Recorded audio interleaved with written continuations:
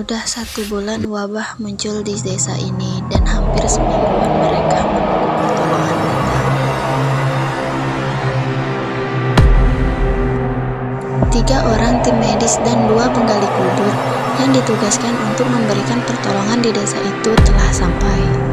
Selepas perjalanan 3 jam, akhirnya mereka sampai di rumah yang berisi korban dari wabah tersebut. Terlihat warga di sana bersiul di malam hari. Bukankah bersiul di malam hari itu pamali? Ucap dari salah satu tim medis. 2 penggali kubur itu pun sontak mendengar siulan tersebut.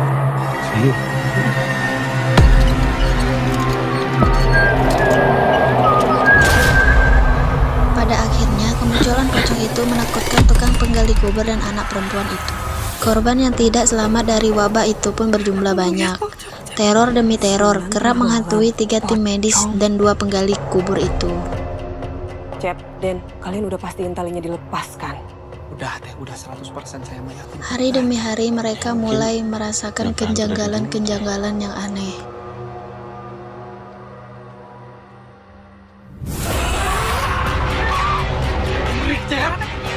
Teror pocong ini membuat mereka takut dan tidak ada cara lain lagi untuk keluar dari desa tersebut. Film Pamali Dusun Pocong merupakan adaptasi dari game online yang berjudul Pamali. Game keluaran 2018 tersebut adalah karya dari pengembangan Storytel Studio dan telah dimainkan oleh jutaan pengguna di Indonesia. Film ini dibintangi oleh sejumlah aktor dan aktris ternama tanah air seperti Yasmin Jasem, Fajar Nugra, Dea Panenda, dan Ice Bagus. Film Pamali Dusun Pocong memiliki tagline melanggar adat mengundang petaka. Petaka atau musibah mungkin akan terjadi setelahnya. Dilatar belakangi dengan tradisi Indonesia, khususnya dari suku Sunda. Dulu orang bilang bersiul di malam hari adalah hal yang tabu untuk dilakukan. Karena hal itu dapat mengundang makhluk gaib. Teror seperti apa yang akan menghantui mereka yang melanggar pantangan tersebut? Tidak perlu lama-lama, yuk kita simak ceritanya. Check it out. Kisah ini bermula dari tahun 2000-an. Dari secarik surat yang dikirimkan dari sebuah dinas kesehatan. Isi surat tersebut berisi permintaan bantuan ke sebuah dusun terpencil. Karena mereka ini sedang terkena wabah misterius yang sangat menular di desa itu. 3 perawat bernama Gendis, Bila, dan Puput dikirimkan sebagai tim cepat tanggap untuk bisa membantu si desa ini. Nah, tapi mereka tidak diantarkan ke desanya langsung, melainkan diantar ke sebuah titik penjemputan.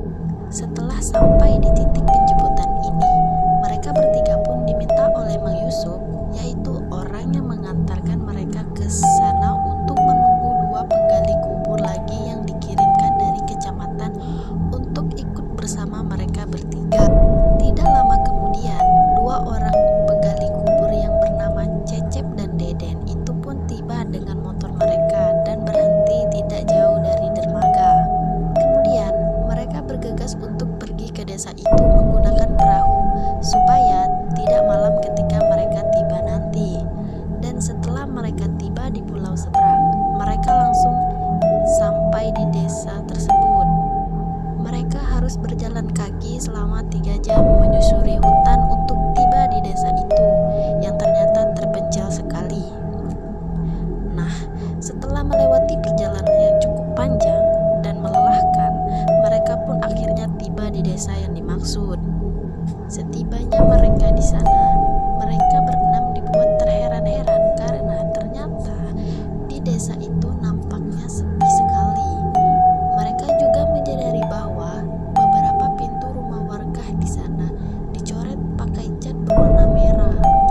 Mereka yang kebingungan langsung bertanya dalam hati, kenapa itu kok pintu rumah itu dicoret-coret gitu? Kemudian mereka dikejutkan dengan suara Mang Yusuf yang menyuruh mereka untuk menuju ke bangsal. Setelah menyuruh mereka untuk turun tangan, Mang Yusuf juga menjelaskan bahwa warga di sana itu terkena wabah misterius, di mana warga itu mengakibatkan setengah dari penduduk desa meninggal dunia dengan cara yang desa itu dikabarkan terserang wabah itu juga, sehingga mayat-mayat warga di sana pun sudah 3 hari belum dikuburkan. Setelah menjelaskan sekilas informasi tentang desa tersebut, Mang Yusuf lalu menuju sebuah tempat yang akan digunakan mereka berlima untuk beristirahat. Kemudian, 3 petugas tim medis langsung sigap membantu merawat korban yang masih hidup sambil terus berusaha menutupi bau mayat yang masih menunggu untuk dikuburkan. Di sisi lain, Cecep bersama si Deden, tukang penggali kubur ini juga berusaha keras untuk menguburkan mayat yang sudah dibawa dari basal ke kuburan. Nah, ketika malam tiba, mulailah di sini terlihat keanehan-keanehan yang tidak masuk akal dari desa itu. Mereka sering mendengar suara-suara siulan di malam hari.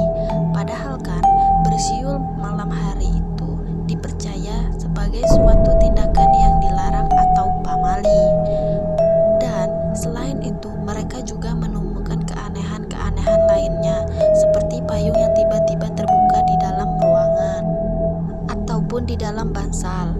Hal itu lagi-lagi membuat mereka bertanya-tanya. Karena apa? Karena membuka payung dalam ruangan merupakan sesuatu yang sering sekali dianggap pamali. Suatu hari, perawat yang bernama Gendis ini yang lagi sholat mulai diganggu oleh pocong yang gendor-gendor jendela kamarnya. Pocong itu juga muncul di area kuburan ketika Cecep dan Deden ini sedang beristirahat dari pekerjaannya.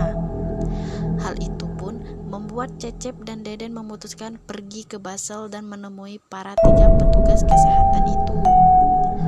Dan di malam itu, banyak sekali warga dusun yang meninggal di Basel, sehingga mereka melakukan rapat darurat. Di dalam rapat itu, mereka berdiskusi. Pada saat itu, ketiga perawat ini percaya kalau apabila ada pocong yang muncul yang menghantui mereka semua, artinya ada tali pocong yang belum dilepas nih. Mereka menuduh Cecep dengan Deden karena mereka yang menguburkan mayat-mayat tersebut. Cecep dan Deden tidak terima dengan tuduhan tersebut. Mereka bertanya-tanya, apakah kemunculan pocong ini bersangkutan dengan hal-hal pamali yang mereka lihat tadi. Kemudian datanglah seorang anak yang bernama Neng ke Basel. Dia meminta Gendis untuk melihat ibunya yang kebetulan terkena wabah penyakit misterius itu. Ketika Gendis dan Neng sudah sampai di rumah ibunya, Gendis merasakan sesuatu yang aneh. Kemudian Gendis bertanya kepada Neng, kenapa ada payung yang terbuka di dalam rumah? Bukankah itu pamali? Kata si Gendis. Gendis pun berniat menutupi payung tersebut. Selang beberapa waktu, payung itu terbuka lagi.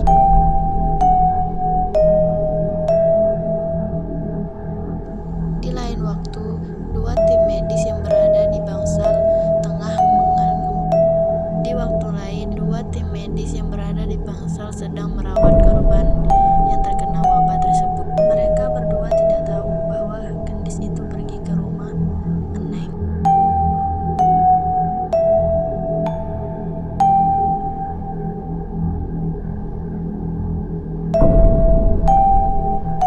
Puput yang ditinggalkan sendiri di bangsal mengalami Puput yang ditinggalkan di bangsal sendirian mengalami kejadian yang tidak wajar.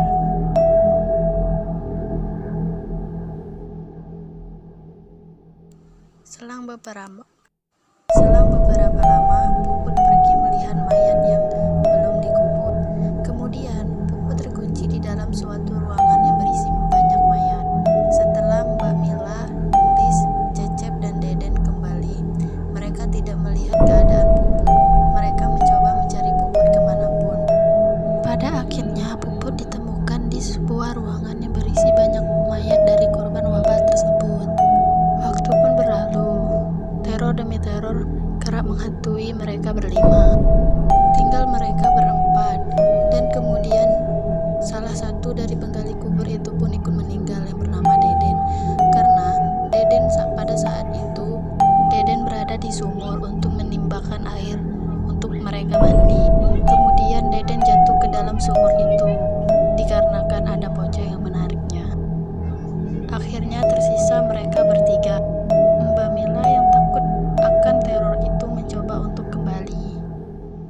Bermunculan pocong itu semakin banyak. Gendis dan Cecep tidak ada cara lain untuk pergi dari perdesaan itu, karena perdesaan itu kerap meneror mereka. Mereka pun berusaha untuk keluar dari perdesaan tersebut. Tapi pocong-pocong itu menghalangi mereka untuk keluar dari perdesaan tersebut, karena mereka sudah berbuat pamali di desa itu. Ternyata, tidak cuma bersiulan pada malam hari dan payung yang terbuka di ruangan itu menjadi pamali. Pada saat itu, Cecep menemukan sebuah buku yang mempraktekkan cara untuk menguburkan jenazah. Ternyata, Cecep dan Deden itu salah menguburkan jenazah. Dan ternyata jenazah itu harus dikuburkan dengan posisi yang Deden dan Cecep itu sudah melanggar pamali di desa itu. Cecep pun menyesal akan kejadian itu karena tidak membaca buku itu sebelum menguburkan jenazah. Akibatnya mereka diteror terus-menerus oleh pocong-pocong di situ. Singkat cerita, tersisa 2 orang tersebut dan 1 anak yang bernama Eneng. Dengan banyaknya peneroran pocong-pocong itu, akhirnya mereka bisa keluar dari perdesaan tersebut. Setelah mereka keluar dari perdesaan tersebut, mereka cepat-cepat bertemu dengan Mang Ujang untuk mengantarkan mereka kembali. Akhir cerita, dari kejadian perdesaan itu, hanya tersisa 3 orang yang berhasil keluar dari perdesaan.